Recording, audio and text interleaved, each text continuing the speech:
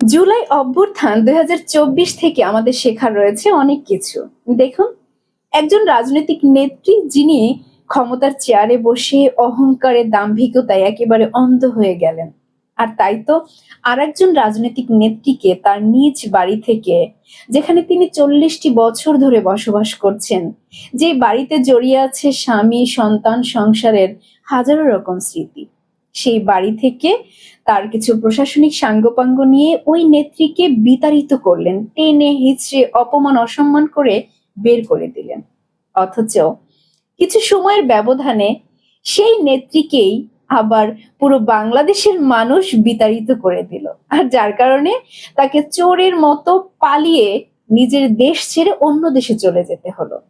এখান থেকে শিখতে হবে যে ক্ষমতা ক্ষণস্থায়ী, আর অহংকারের পতন হবেই হবে, নিশ্চিত।